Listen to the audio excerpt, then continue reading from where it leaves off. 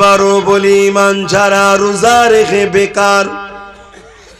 ঈমানটা কি আবার একবার বলি, আল্লাহ নবীর প্রেম ও আদবের নাম হলো ঈমান।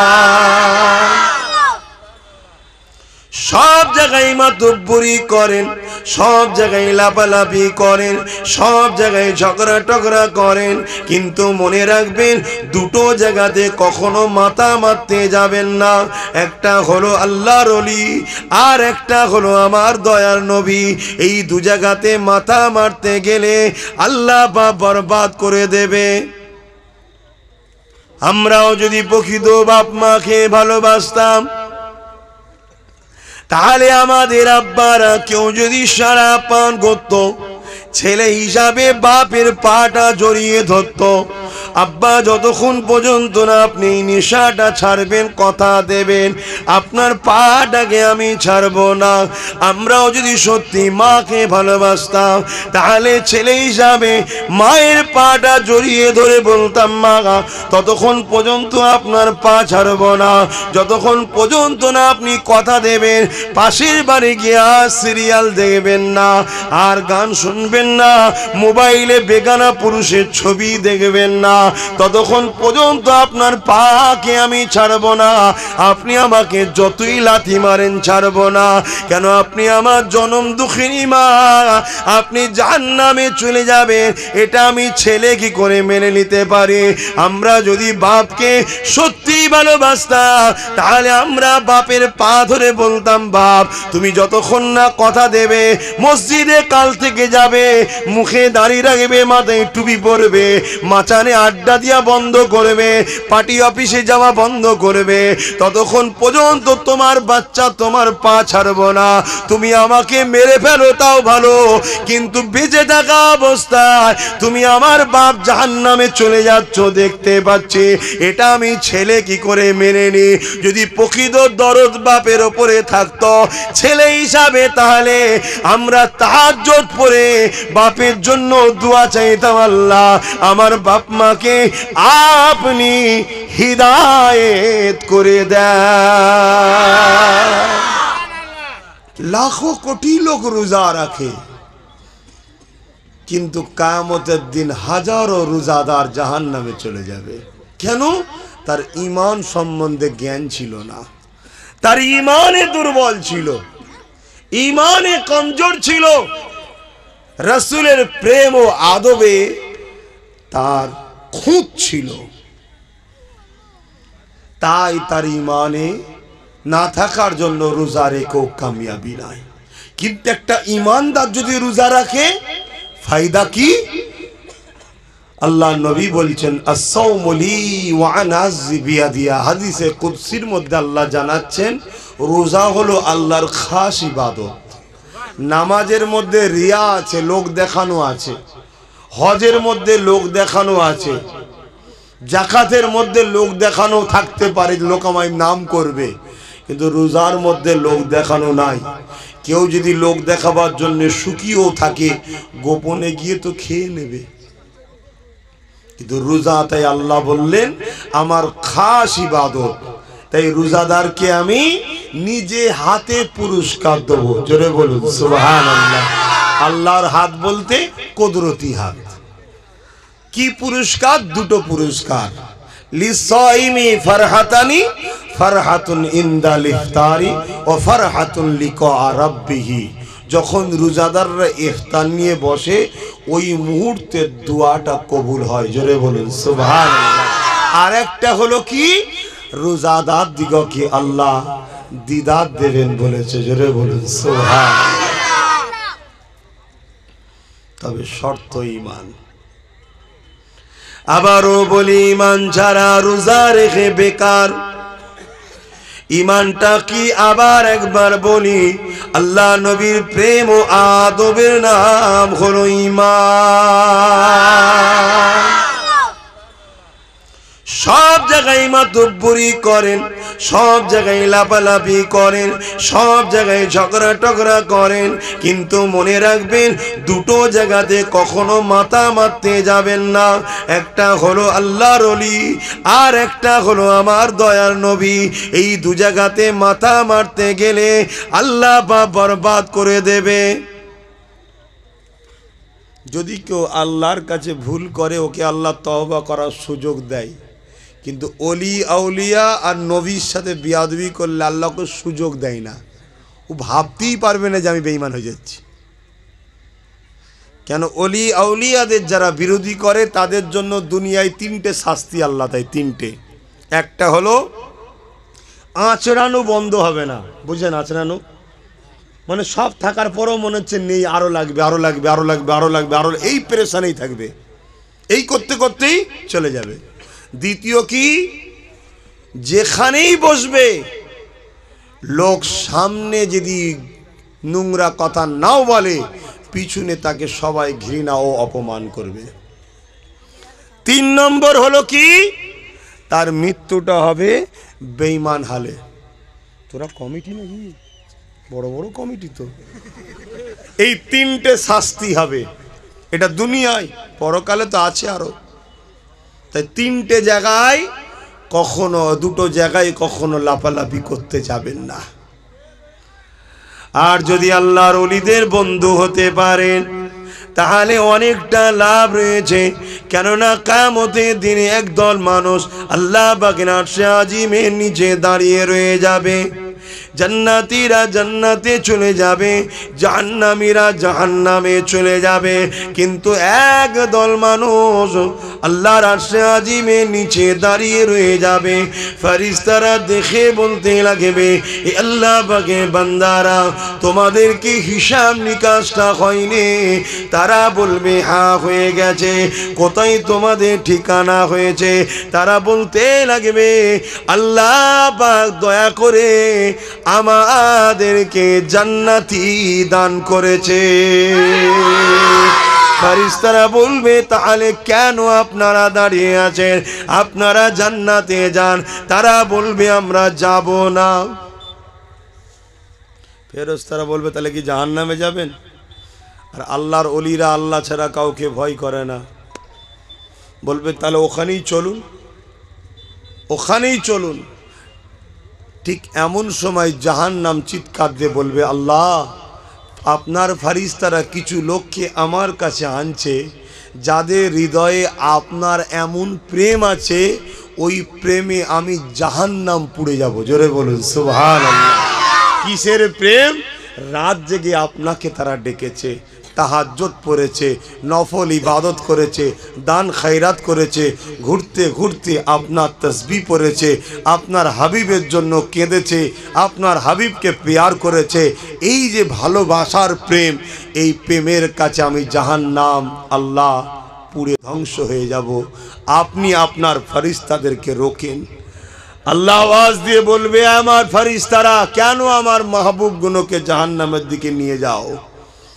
তখন বলবে, আল্লাহ, এরা বলেছে যে আমরা জান্নাত যাব না। আমরা বললাম তাহলে কি জাহান্নাম যাবে? তখন তারা বলছে হ্যাঁ যাব, তাই নিয়ে যাচ্ছি। আল্লাহ বলছে, ওরে ফেরেশতা, জিজ্ঞাসা কর কেন জান্নাত যেতে চাইনি?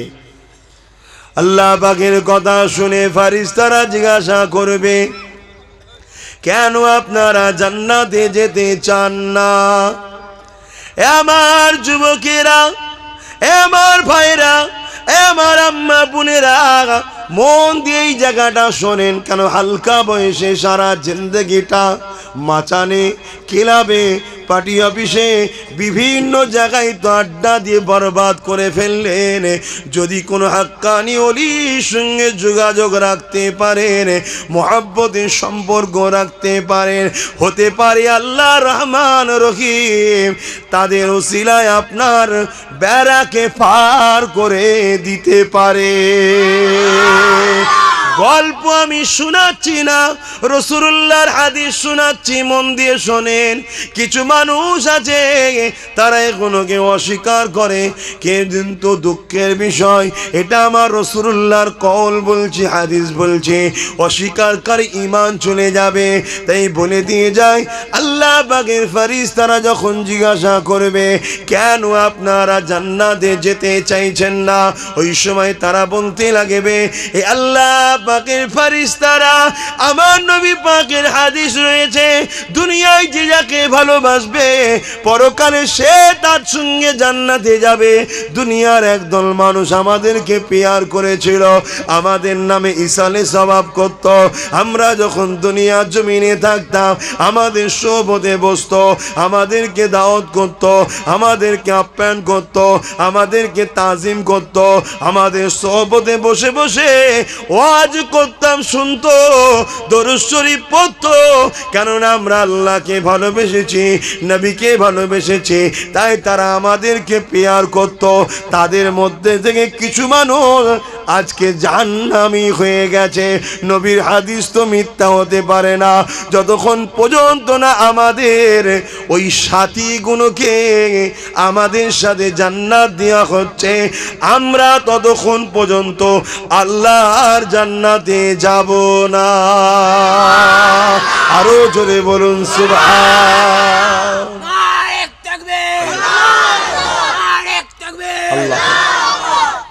তাহলে ওলিদের সঙ্গে সম্পর্ক রাখা ভালো না খারাপ? তাহলে আজকে ওলির জলসা হচ্ছে একটা, তার মাহফিলে এসে বসলে তিনার রুহটা কি খুশি হবে না? এখানে বসে দরুদ পড়বো, সুবহানাল্লাহ বলবো, আল্লাহু আকবার হবে, দরুদ শরীফ হবে, সওয়াব হবে, লাস্টে রুহ বক্সানো হবে। সওয়াব মুরদাদের রুহে রুহে যায় না, যায় না? বলুন, মানেন তো নাকি? হ্যাঁ, এ সম্বন্ধে হাদিস আছে। এ বিষয়ে বিশ্ববিখ্যাত এক মুহাদ্দিস হযরত হাসান বসরি রাদিয়াল্লাহু তাআলা আন, আশা করছি আমরা জানি, নাম শুনেছেন তো নাকি? হযরতে হাসান বসরি রাদিয়াল্লাহু তাআলা বিশ্ববিখ্যাত মুহাদ্দিস। আহা, ইলমের সাগর ছিলেন, এত পণ্ডিত। ওনার দরবারে একদিন একটা বয়স্ক মহিলা এসছে, এসে বলছেন, হে আল্লাহর ওলি, এ মুহাদ্দিস সাহেব, আমার একটা যুবতী মেয়ে মারা গেছে। তা আমি মা, আমার মনটা বড় ছটফট করছে, আমার মেয়ের সঙ্গে আল্লাহ কি ব্যবহার করলো, ইসলামে কি কোনো নিয়ম আছে জানার? আল্লাহর ওলি হযরত হাসান বসরি বললেন, হ্যাঁ জানার আছে, তবে আল্লাহ চাইলে দেখাতে পারে, আল্লাহ চাইলে দেখাতে পারে, নচেত হবে না। আল্লাহর ওলি ওই মাটাকে সবক শিখিয়ে দিলেন। ফজরের নামাজ, তাহাজ্জুদের নামাজের পর, শুনতে পাচ্ছেন? তাহাজ্জুদের নামাজের পর এই সবকটা আমল করবেন। আমল করার পর আপনি আল্লাহর কাছে দোয়া করবেন, করে শুয়ে পড়বেন। যদি আল্লাহ চায় আপনাকে আপনার মেয়ের হাল পরিস্থিতিটা আপনি দেখতে পাবেন। জোরে বলুন সুবহানাল্লাহ। আল্লাহর ওলি কথা মতোই মহিলাটা সবক আমল করে তাহাজ্জুদের পর শুয়ে পড়েছে, আর খবে দেখছে বিভৎস। শোনেন, মৃত্যু সবার হবে, আল্লাহকে ভয় করুন। বিভৎস কালো লেবাস পরে জাহান্নামের আগুনে তার মেয়ে পুড়ছে। এই দৃশ্যটা দেখে মায়ের ঘুম ভেঙে গেছে, মা কাঁদছে, আর ঘুমোতে পারে। কোনো মা পারে? ফজরের ওয়াক্ত হয়ে গেছে, আযান হয়ে যায় মসজিদে, আসসালাতু খায়রুম মিনান নাওম।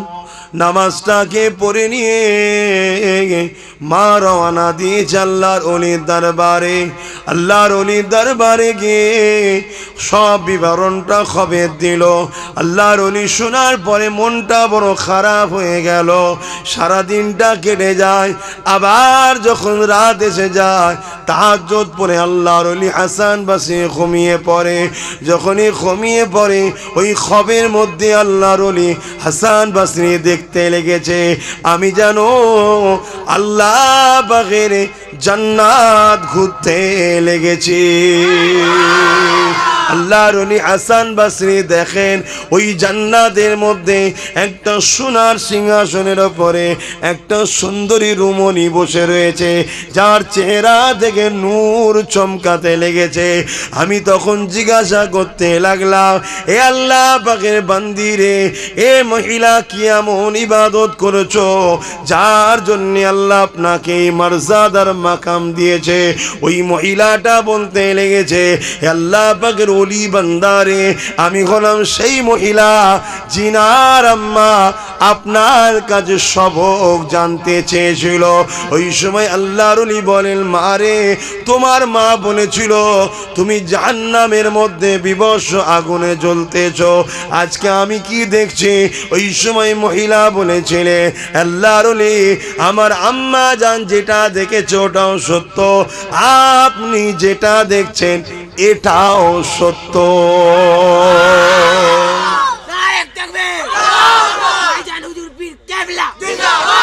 এই একদিনের মধ্যে এত পরিবর্তন হলো কি করে? আমরাও যদি প্রকৃত বাপ মাকে ভালোবাসতাম, তাহলে আমাদের আব্বারা কেউ যদি সারা পান করত, ছেলে হিসাবে বাপের পাটা জড়িয়ে ধরত, আব্বা যতক্ষণ পর্যন্ত না আপনি নেশাটা ছাড়বেন, কথা দেবেন আপনার পাটাকে আমি ছাড়বো না। আমরাও যদি সত্যি মাকে ভালোবাসতাম, তাহলে ছেলে হিসাবে মায়ের পাটা জড়িয়ে ধরে বলতাম, মা ততক্ষণ পর্যন্ত আপনার পা ছাড়বো না, যতক্ষণ পর্যন্ত না আপনি কথা দেবেন, পাশের বাড়ি গিয়ে আর সিরিয়াল দেখবেন না, আর গান শুনবেন না, মোবাইলে বেগানা পুরুষের ছবি দেখবেন না, ততক্ষণ পর্যন্ত আপনার পাকে আমি ছাড়বো না। আপনি আমাকে যতই লাথি মারেন ছাড়বো না। কেন? আপনি আমার জনম দুঃখিনী মা, আপনি জাহান্নামে চলে যাবেন, এটা আমি ছেলে কি করে মেনে নিতে পারি? আমরা যদি বাপকে সত্যি ভালোবাসতাম, তাহলে আমরা বাপের পা ধরে বলতাম, বাপ তুমি যতক্ষণ না কথা দেবে, মসজিদে কাল থেকে যাবে, মুখে দাড়ি রাখবে, মাথায় টুপি পরবে, মাচানে আড্ডা দিয়া বন্ধ করবে, পার্টি অফিসে যাওয়া বন্ধ করবে, ততক্ষণ পর্যন্ত তোমার বাচ্চা তোমার পা ছাড়বো না। তুমি আমাকে মেরে ফেলো তাও ভালো, কিন্তু বেঁচে থাকা অবস্থায় তুমি আমার বাপ জাহান্নামে চলে যাচ্ছ দেখতে পাচ্ছি, এটা আমি ছেলে কি করে মেনে নি? যদি প্রকৃত দরদ বাপের ওপরে থাকতো ছেলে হিসাবে, তাহলে আমরা তাহাজ্জুদ পড়ে বাপের জন্য দোয়া চাইতাম, আল্লাহ আমার বাপ মাকে আপনি হিদায়েত করে দেন। কেউ করি সব জেরক্স, সব জেরক্স, 10,000 টাকা হাতে মুসাফাকত দিয়ে মনে করি বাপকে বিরাট ভালোবাসা দিয়ে ফেললাম। না, প্রকৃত বন্ধু হলো সে যে তোমাকে জান্নাতে নিয়ে যাবার রাস্তা দেখায়। তাই রসুল বললেন, আমার ওয়ারিস হলো আলেমরা। কেন? তারা তোমাদের ঘরে জান্নাতের রাস্তা দেখায়। কিন্তু আজকের যুবকরা আমাদের ঘরে কি বন্ধু মনে করে?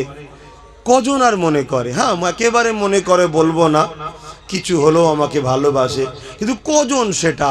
বেশিরভাগ এদের বন্ধুকে রাত 2টোর সময় যাদের জন্য এরা হাততালি দেয়। কিন্তু আমরা বললে ধরা দেবেন না আবার আপনারা? এখনো তো ধরা দিতে হবে, তবে তো আস্তে আস্তে বুঝাবো যে ভাই এ মূল্যবান জিন্দেগিটাকে নষ্ট করেননি। যৌবন দিয়েছে, এই যৌবন চলে গেলে আর ফিরে আসবে না। তবে এই যৌবনকে আপনাকে হই হই করে কাটাবার জন্য নয়, এই যৌবনেরই সেজদা আল্লাহ বেশি পছন্দ করে, এই যৌবনেই আল্লাহকে ডাকা বেশি পছন্দ করে, এই যৌবনেই আপনি গভীর রাত্রিরে ওঠেন, বুড়ো বয়সে উঠে সেজদায় পড়লে প্রত্যেকটা অঙ্গ ক্যাঁচকুচ করবে, যেমন দরজায় গ্রিস না দিলে আওয়াজ হয়। ও বাপ, গুরুত্ব নাই, এই বয়সে সেজদা দেন, তাহলে কি হবে? যখন আপনি কিয়ামত হবে, বিচার হয়ে যাবে, জান্নাতে আপনি চলে যাবেন। জান্নাতে বিশাল সাগর আছে, সি বিচ আছে। আপনি দীঘায় ঘুরতে গিয়ে কারোর জুতো দেখেছেন, ওখানে কিন্তু ঘুরতে গিয়ে জুতো খেতে হবে না, জুতো দেখতেও হবে না। আপনি যার দিকেই তাকাবেন একবার, ঘুরে যেই চলে যাবেন দেখবেন আপনার পিছন ধরে নিয়েছে। আপনি বলবেন কি খবর, তখন সে বলবে আপনার সেবা করার জন্যই তো আল্লাহ আমায় তৈরি করেছে। জোরে বলুন সুবহানাল্লাহ। যাদেরকে বলা হয় হুর, তাদের এই যে পরনার কাপড়টা হবে দুনিয়াবি হিসাবে বলছি 3 মাইল লম্বা তাদের এই কাপড়ের ঘের হবে। গল্প বলছি নি, রাসূল দেখে এসেছে, বলছে আমি আপনাকে শোনাচ্ছি। তাদেরকে আল্লাহ তৈরি করেছে মুস্ক দিয়ে, জাফরান দিয়ে, আতর দিয়ে। তাদের এই ঠোঁট দুটো হবে জাফরান কালারের। কথা বুঝছেন? আজকে দুনিয়ার নাচ দেখার জন্য আমাদের ছেলেরা পাগল, কিন্তু অথচ জান্নাতে আমাদেরকে আল্লাহ আনন্দ দিবার জন্য সেখানে নানা রকম সিস্টেম করে রেখেছে। অনেক ছেলেকে অনেক জায়গায় দেখা হয় যে আরে তুই এখানে কেন? না, একটু লাইটিং দেখতে এসছি। হাই রে কপাল, তুই লাইটিং দেখতে গেছিস কোথায়? ইন্নাল মুশরিকিনা নাজাসুন, অপবিত্রদের কাছে। অথচ আল্লাহ জান্নাতে সুন্দর মেম্বার করেছে, মেম্বারে হেলান দিয়া চেয়ার রাখবে, ওই চেয়ারে তুমি বসবে, তোমার পায়ের দুদিকে দুটো হুর, কোমরের দুদিকে হুর, মাথার দুদিকে হুর। একবার তোমাকে নাচের ছলে পা ঠুকবে, ওই মেম্বারের ওপরে একবার ঠুকাতে আলোর ডিজাইন কয়েক লক্ষ রকম ডিজাইন হয়ে উঠবে। জোরে বলুন সুবহানাল্লাহ। এটা গল্প নয়, যিনি দেখেছেন তিনি জানিয়েছেন আমিন আল্লাহ। এটা বিশ্বাস, তো এটাই তো ঈমান। আজকে বাপের কথাই যদি মাকে বিশ্বাস করে নিতে পারি, কামলিওয়ালার মুখটাকে যদি বিশ্বাস না করি, কিসের মুসলমান, কিসের ঈমানদার? কিন্তু আমার ভাইরা, আমরা জিন্দেগিটাকে বরবাদ করে ফেলছি। এই জিন্দেগি আর ফিরে পাবেন না, চলে গেলে আফসোস করতে হবে। আল্লাহ জিজ্ঞাসা করবে ময়দানে মাহশরে, বান্দা আমার জন্য কি করেছো? আমি তোমাকে দুটো চোখ দিয়েছিলাম ফ্রিতে, আমি তোমাকে দুটো কান দিয়েছিলাম ফ্রিতে, আমি তোমাকে জবানে কথা দিয়েছিলাম ফ্রিতে, আমি তোমাকে পা দিয়েছিলাম ফ্রিতে, আমি তোমাকে কিডনি দিয়েছিলাম ফ্রিতে। এ আমার বান্দা বান্দিরে, আমি আল্লাহ আমার জন্য কি করেছো বলো? এই আমার দিয়া পালিয়ে যাত্রায় তুমি গিয়েছিলে, মসজিদে কি কখনো গিয়েছিলে? না, যেতে পারিনি। আমার দিয়া পালিয়ে ফাংশনে চলে গেলে, অথচ ওলি দরবারে যেতে পারলে না। আমার দিয়া পালিয়ে সিনেমা হলে চলে গেলে, অথচ পাড়া প্রতিবেশীর কেউ বিমারে ছিল, ওখানে তুমি যেতে পারলে না। শুনে রেখে দেন, আজকে আবু দাউদ শরীফের হাদিস, হযরত আবু সাঈদ খুদরি থেকে রয়াত, আল্লাহর নবী জানিয়ে দিলেন কিয়ামতের দিনে একদল লোককে আল্লাহ বলবে, হে আমার বান্দারা, তোমরা আমার কাছে কি চাও? তারা বলবে, আল্লাহ আমি আপনাকে জান্নাত চাই। আল্লাহ তখন বলবেন, তোমরা আমার কাছে জান্নাত তো আশা করছো ঠিকই, কিন্তু দুনিয়ায় যখন আমি ক্ষুধার্ত ছিলাম তখন তোমরা আমাকে কেন খেতে দিওনি? বান্দা অবাক হয়ে যাবে, ও আমার আল্লাহ, আপনি তো আল্লাহুস সামাদ, কারো মুখাপেক্ষী নয়, আপনি তো খিদা থেকে পাক, আপনি তো কোনো জিনিসের কমজোরি নাই, আপনার আবার খিদা কি করে লাগতে পারে? আপনি তো দুনিয়াকে খাওয়ান। আমার আল্লাহ বলবেন, ওরে আমার দাস দাসী রে, তোর গ্রামের ওই এতিম বাচ্চাটা যখন খেতে পাচ্ছিল না, ওটা তো আমার সৃষ্টি, ওকে যদি খাওয়াতি, ওটা আমি আল্লাহ আমাকেই দেওয়া হতো। তোর গ্রামে ওই বিধবাটা, ওটা তো আমারই সৃষ্টি। ও গরিব ছিল, খেতে পাচ্ছিল না, সেহরি তো খাবার ছিল না, ইফতারও ছিল না। যদি তুই ওকে দিতিস, ওটা আমার সৃষ্টিকে দিওয়া, আমাকেই দিওয়া হতো। ওকে খাওয়ানো মানে আমি আল্লাহ আমাকেই খাওয়ানো হতো। এই ওকে যখন তুই দিতিস, আমি আল্লাহ বড় খুশি হয়ে যেতাম। আবার কিছু মানুষকে বলবে তোমরা কোথায় যেতে চাও, তারা তখন বলবে আল্লাহ আমরা তো জান্নাত যেতে চাই। ওই সময় আল্লাহ বলবে যখন দুনিয়ার জমিনে আমি বিমার ছিলাম, তোরা কি আমায় দেখতে এসেছিলি? ওই সময় বান্দা অবাক হয়ে বলবে আল্লাহ পাক, আপনার আমার বিমার কি করে হতে পারে?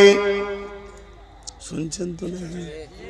আল্লাহ কি বলছেন যে আমি যে বিমারে পড়েছিলাম, তোরা কি আমায় দেখেছিলিস তখন? আজকে আমার কাছে জান্নাত চাইছিস? বান্দা অবাক, আল্লাহ আপনার আবার বিমার? কথা ঠিকই, আল্লাহর বিমার হয় নাকি? অবাক হয়ে গেছে। আল্লাহ বলছে ওটা তো আমারই সৃষ্টি, ওটা তো আমার জন্যই করতিস, ওটা আমাকেই করা হতো, আমি খুশি হয়ে যেতাম। করিসনি যখন, আজকে জাহান্নামে যা। শুনছেন তো? শাস্তি কাকে বলে? জাহান্নামীরা পিপাসায় চিৎকার দেবে পানি, জাহান্নামী ফেরেশতা জাহান্নামে গিলাসে তাকে পানি দেবে। কি পানি? তারই শরীরের, জাহান্নামীদের শরীরের পুঁজ রক্ত টকবক করে ফুটছে, ওই দেবে, ওই পান করবে, যেখান দিয়ে যাবে গলে গলে চলে যাবে। বাপের কথা নয়, কোরআন হাদিসের কথা বলছি। আবার অটোমেটিক গজাবে, আবার বলবে পানি, আবার দেবে, আবার গলতে গলতে চলে যাবে। এ শাস্তি হতেই থাকবে। দুনিয়ায় শাস্তি কোথায়? দুনিয়ায় আবার শাস্তি কিসের? দুনিয়ায় যদি ভিআইপি জেলে যায়, ভিআইপি ক্যাটাগরি আছে আবার, কথা সেখানে টিভিও আছে আর নারীও আছে, খুলেই বলে দিলাম। জান কথা বুঝলেন না? দুনিয়ায় তো সর্বসময় জুলুম গরিবদের, যত সমস্যা গরিবদের উপরে, দুনিয়াতে গরিবদের উপরে জড় অত্যাচার। কিন্তু কিয়ামত হবে আবার গরিবদের জন্য বাসাই জিন্দেগি। জোরে বলুন সুবহানাল্লাহ। কেননা কিয়ামতের দিনে গরিবরা যখন উঠবে, আল্লাহ পাকের ফেরেশতারা বলবে তোমরা ময়দানে মাশরে গিয়ে ওদিকে আর ভিড় করো না, আস্তে আস্তে জান্নাতে চলে যাও। কেননা আল্লাহ ওয়াদা করেছে ধনীদের থেকে গরিবরা 500 বছর আগে জান্নাতে যাবে। দুনিয়ায় কেউ হয়তো একটা নুগি দিয়েছিল গরিবকে, এখন ও যখন জান্নাতে যাবে ধরতে পারে তো, ও চাচা সেই নুগি দিয়েছিলাম, একটু আমার জন্য বলো না। তাই ফেরেশতা বলছে ওই দিকে আর ঝামেলা করতে যেমন এই দিক দিয়ে চলে যাও। তো দুনিয়ায় যদি আমরা গরিবদের সঙ্গে বন্ধুত্ব করে রাখি, যাদেরকে আল্লাহ একটু দিয়েছে, ভাই তোর কিছু হলে আমায় বলবি, কিন্তু পরকালে আমার কিছু হলে তুই একটু দেখবি। শোনেন, আমার হাসির ছলে নেবেন না, আমি আপনাদের ছেলের মতো, ভাইয়ের মতো, তো এটা হাসির ছলে বলছি। কথাগুলোকে গুরুত্ব দেন, কথাগুলোকে গুরুত্ব দেন, কিয়ামতের দিন কাজে লাগবে। একটা হাফেজে হাক্কানির ওসিলায় 70 জন জাহান্নামীকে আল্লাহ জান্নাতি করবে। জোরে বলুন সুবহানাল্লাহ। এই যে বড় হাফেজ সাহেব হুজুর রয়েছেন, হাফেজে হাক্কানি, মানে তো শুধু হাফেজ নাই, এবার আলেমও, ওলি আবার, ঠিক না বে? ঠিক গো, এনার মাকাম আরো বেশি। এরকম অনেক হাফেজে হাক্কানির ওসিলায় 70 জনকে আল্লাহ জাহান্নামী ঘোষণা হবে। আবার হাফেজে হাক্কানি দাঁড়িয়ে যাবে, আল্লাহ আমি যখন পড়াশোনা করতাম, উনি আমার চাচা ছিল, উনি আমার চাচিমা ছিল, বাড়ি থেকে ভাত দিয়ে পাঠাতো, খাবার দিয়ে পাঠাতো, খেয়ে আল্লাহ পেট চালাতাম, তবেই তো কোরআন পড়তে পেরেছি, গরিব ছিলাম, আজকে ধরা পড়ে গেছে, আল্লাহ আপনি ওদেরকে মাফ করে দেন। হাফেজে হাক্কানির ওসিলায় আল্লাহ বলে ফেরেশতা ওদেরকে সাথী জান্নাত দে। জোরে বলেন সুবহানাল্লাহ। গল্প বলছি না, হাদিস বলছি, হাদিস। আরো একটা হাদিস শোনেন, এটা তো হাফেজে হাক্কানির কথা বললাম, যারা আলেমে হাক্কানি তাদেরকে আল্লাহ কত মাকাম দেবে শোনেন। আল্লাহ নবীর কাছে হযরত জিবরাইল আসলেন, আল্লাহ নবীকে এমন করে আয়াত জানাতে লাগলেন, ইয়া রাসূলুল্লাহ হাবিবাল্লাহ, আপনার উম্মতদের মধ্যে থেকে 70,000 এমন উম্মত পাঠাবে যাদেরকে আল্লাহ বেহিসাব জান্নাত দেবে। এই কথাটা শুনে নবী আমার সাহাবাদেরকে শোনাতে লাগলেন। সাহাবারা শুনে বলতে লাগলেন, ইয়া রাসূলুল্লাহ হাবিবাল্লাহ, সংখ্যাটা যদি একটু বাড়ানো যেত, সংখ্যাটা 70 থেকে যদি বাড়ানো যেত। আল্লাহ নবী সাহাবাদিওকে বলেছিলেন, ওয়ামা সাবারা, আমি অবশ্যই আল্লাহ পাকের কাছে আরজু রেখেছিলাম, আমার আল্লাহ যদি সংখ্যাটা আপনি একটু বাড়িয়ে দিতেন। আমার আল্লাহ বলেছিলেন, আমার হাবিব 70,000-এর এক একজনের সাথে, মন দিয়ে শোনেন, 70,000-এর এক একজনের সাথে আরো 70,000 করে জান্নাতি করে দিলাম। 70,000 বেহিসাব জান্নাতে যাবে, এটা নাই বুঝলাম, আশা রাখা যায়, বিশ্বাসে মেলায় বস্তু তর্কে বহুদূর। আমার কাইয়ুমুজ্জামানে 70,000-এর একজন, আমার মুফতি আজম 70,000-এর একজন, আমার সেজ হুজুর 70,000-এর একজন, আমার নখ হুজুর 70,000-এর একজন, আমার ছোট হুজুর 70,000-এর একজন। কেননা কোরআন সুন্নাহ অনুযায়ী ইনাদের জীবনের ধারাটা হলো, এরা আল্লাহ পাকের ইশকে ফানা হয়ে গেছে, এরা নবীর ইশকে ফানা হয়ে গেছে, ফানাফি শায়েখ হয়ে গেছে, 3টে মাকামকে ইনারা কমপ্লিট করে ফেলেছে। এই যে 70,000 বেহিসাব জান্নাতে যাবে, তাদের মধ্যে থেকে ইনারা রয়েছে।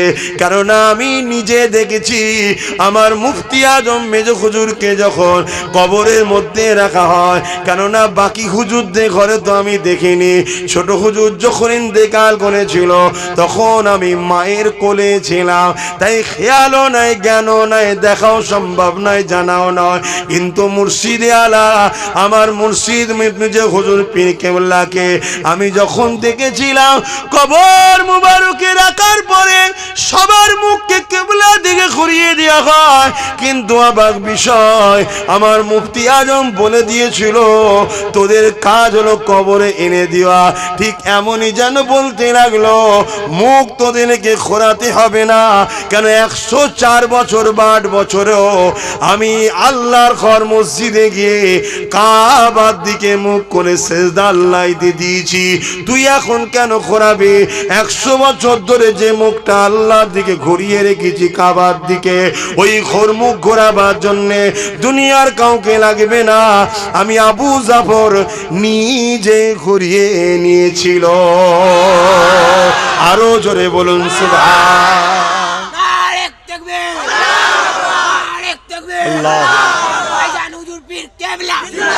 একটা প্রবাদ বাক্য আছে, ঘর কা মুরগি ডাল বরাবর। মায়ের রান্না লোক বলে বাসি, আর হাঁটুর ওপরে কাপড় তুলে বিড়ির কোহেচ্ছার রাঁধছে বলছে তাবারুক। সমাজে একটা প্রচলন হয়ে গেছে না, জানি না কেন, গা ঘেঁষা হয়ে গেলে ভাই প্রেম কমে।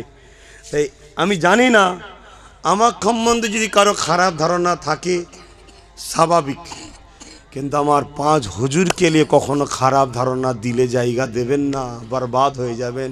কেন এরা আল্লাহর বন্ধু, এদেরকে আল্লাহ বন্ধু বলেছে। অতএব আল্লাহর বন্ধুদের সঙ্গে বন্ধুত্ব করুন, আল্লাহর বন্ধুদের সঙ্গে সম্পর্ক রাখুন, আল্লাহর বন্ধুদের ঘরে প্রেয়ার করুন, দেখবেন ওই যে 70,000 জান্নাতে যাবে বেহিসাব, তাদের এক একজনের সঙ্গে আরো 70,000 হতে পারে, ইনাদের সাথে আপনাদের কাতারে হয়ে যেতে পারে। আর এটাও মনে রাখবেন, প্রতিবেশীর হক সব সময় আগে। আপনারা হলেন প্রতিবেশী ইনাদের, তা আপনাদের তো আরো মাকাম বেশি, আপনাদের তো সুযোগটাই বেশি। কেন প্রতিবেশীকে তো আগে নেবে, এতে দুনিয়া কষ্ট পেলে কিছু করার নেই। কেন নবী নিজে বলেছে, আমি সর্বপ্রথম কিয়ামতের দিন শাফাআত করব আমার বংশধরদের। এখানে একটা প্রশ্ন থাকতে পারে, হাসান হোসেনের শাফাআত কি নবী করবে নাকি? বলবেন তো, হাসান হোসেনের শাফাআত করতে লাগবে? হ্যাঁ, তাহলে বংশধর বলতে কারা? এই যে আসামিগুলো রয়েছে, বংশ তো নবীর, কাজ করতে পেরেছি নাকি? আমরা আশা করে রয়েছি যে আমার নবী আছে, কেন নবী বলেছে প্রথমে আমি আমার বংশধরদের শাফাআত করব, তারপরে শাফাআত করব আমার মদিনাবাসীর, জোরে বলুন সুবহানাল্লাহ, তারপরে মক্কাবাসীর, তারপরে পৃথিবীর সমস্ত ঈমানদার, যারা পরিমাণ যার ঈমান আছে, যত বড় পাপী হোক সবাইকে নবী জান্নাতে নিয়ে যাবে, জোরে বলুন সুবহানাল্লাহ। আসেন ইয়া নবী সালামুন ইয়া রাসূল ইয়া হাবিব সালাম সালাম কঠিন হাসরের দিনে কি আছে মোদে কপালে, গুনাহগার উম্মাহ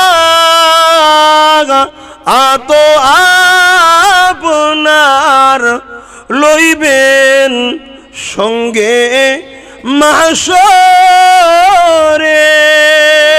নবী সালামুন ইয়া রাসূল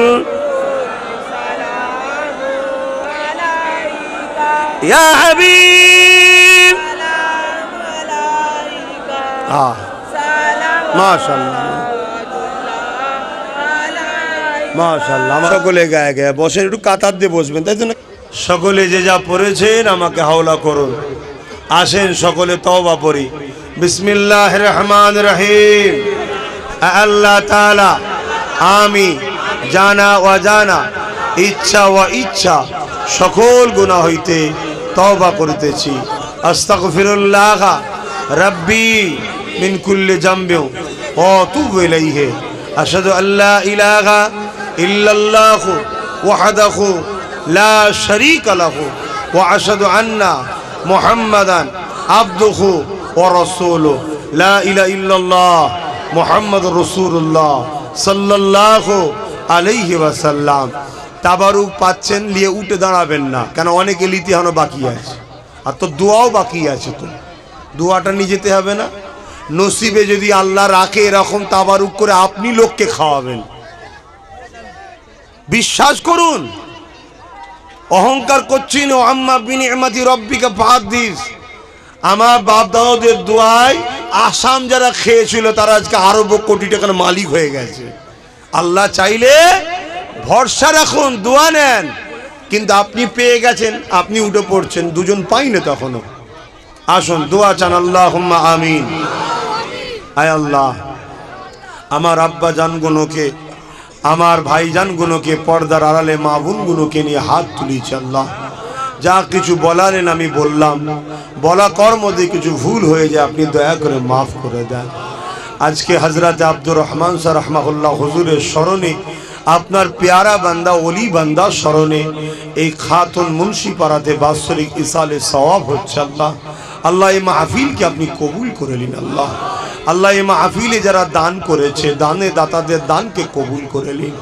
কয়েকজন মানুষ মিলে এলাকার মানুষের সহযোগিতা নিয়ে আল্লাহ এই মাহফিলটা করে থাকে, তাদের মেহনতকে, তাদের চেষ্টাকে আপনি কবুল করে নিন। আল্লাহ, যারা দান করেছে দানকে কবুল করে নিন। আল্লাহ, আমরা যারা হাজার হাজার মানুষ এসে এই মাহফিলে বসলাম, বসে কোরআন সুন্নাহর আলোচনা শুনলাম, আর আমাকে কিছু বলালেন, বললাম, আমাদের উভয়ে শোনা বলা, আল্লাহ কোনো যদি ভুল ভ্রান্তি হয় আল্লাহ আপনি মাফ করে দিন, রহমত করে মাহফিলকে কবুল করে নিন। যদি কিছু সওয়াব দিয়ে থাকেন, এই সওয়াব আমার দয়ার নবীর দরবারে সওয়াব পৌঁছে দিন। হুজুরের আব্বা জান, হুজুরের আম্মা জান, হুজুরের পরিবারদের রুহে দিয়ে সওয়াব পৌঁছে দিন। চার পীরানে পীর, চার ইমাম হুজুরদের রূহে সওয়াব পৌঁছে দিন।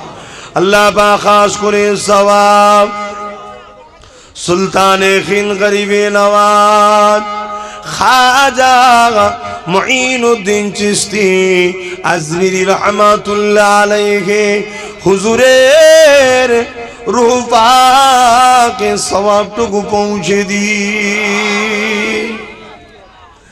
আল্লাহ তাআলা এই সওয়াব আমাদের সকলের মুর্শিদ কেবলা পূর্ব ভারতের উলিল আমল মুজাদ্দিদুজ জামান আল্লামা সাইয়্যিদুনা আবু বকর সিদ্দিক দাদা হুজুর পীর কেবলা রূহ পাকে সওয়াব পৌঁছে দিন। দাদা পীরে পাঁচ খলিজার টুকরা খলিফা হুজুরদের রূহ পাকে সওয়াব পৌঁছে দিন। খাস করে চাষইদার হুজুরের, সুলাইমান শাহ হুজুরের, রামপাড়া হুজুর, বেলপাড়া হুজুর, খাতনে বড় হাফেজা হুজুর শুয়ে রয়েছে। আল্লাহ তেনাদের রূহের সওয়াব পৌঁছে দিন। আল্লাহ পাক বিশেষ করে আজকে জিনা স্মরণে হযরতে শাহ সুফি আব্দুর রহমান রাহমাতুল্লাহ আলাইহি হুজুরের রূহ পাকে সওয়াবটুকু পৌঁছে দিন। আল্লাহ আমরা যারা তুলেছি আল্লাহ আমাদের দাদু কুল, দাদি কুল, নানা কুল, নানি কুল, শ্বশুর কুল, শাওরি কুল, মাই মুরব্বী যারা চলে গেছে আল্লাহ জান্নাতি করে দিন। আল্লাহ যারা বেঁচে আছে নেক হায়াত দারাজ করুন। আল্লাহ প্রত্যেককে সুখে শান্তিতে রাখুন, অভাব অনটন দূর করে দিন। আল্লাহ প্রত্যেককে বাপ মা ছেলে বলেনি স্বামী স্ত্রীতে সুখে শান্তিতে রাখুন। আল্লাহ আমার দাদা পীরের আওলাদ সহ জসমানি ও রুহানি আওলাদ প্রত্যেকে মিলে মিশে সুখে শান্তিতে দাগা তৌফিক দিন। তামাম বিশ্বের মুমিন মুমিনা নর নারীদের জান মাল হিফাজত করুন। আল্লাহ পাক এই গ্রামে আপনি রহমত দিন, শান্তি দিন। আমার ফুরফুরা শরীফে প্রতিটা গ্রামে গ্রামে মহল্লায় মহল্লায় আল্লাহ আপনি রহমত ও শান্তি দিন।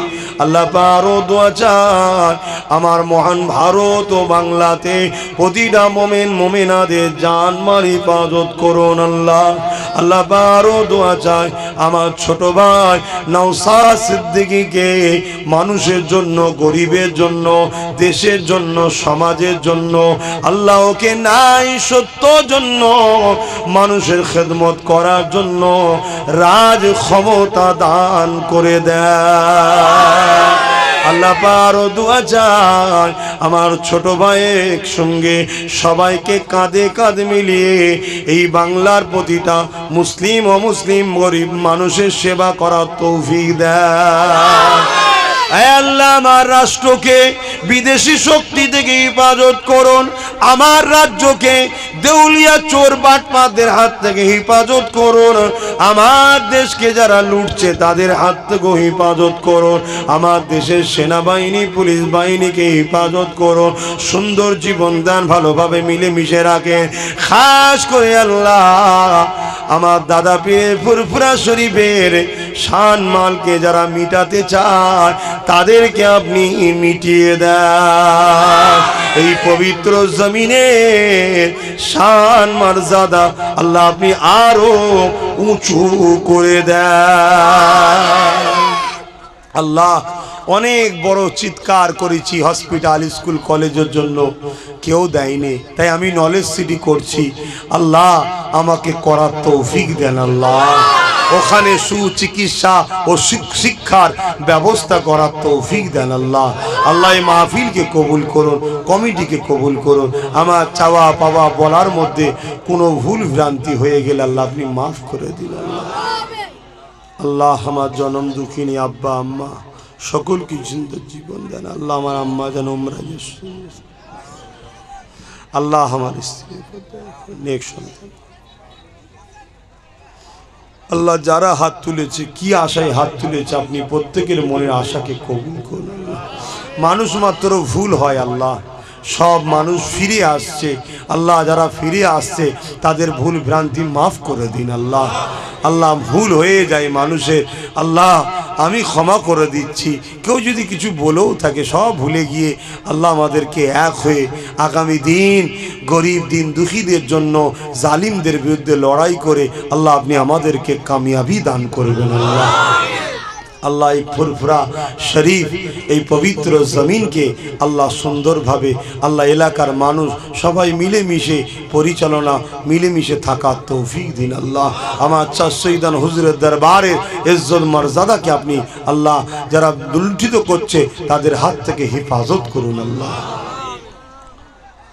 اللهم اهدنا الصراط المستقيم آمين آمين ثم آمين برحق المدي لا إله إلا الله لا إله لا إله إلا الله محمد رسول الله صلى الله عليه وسلم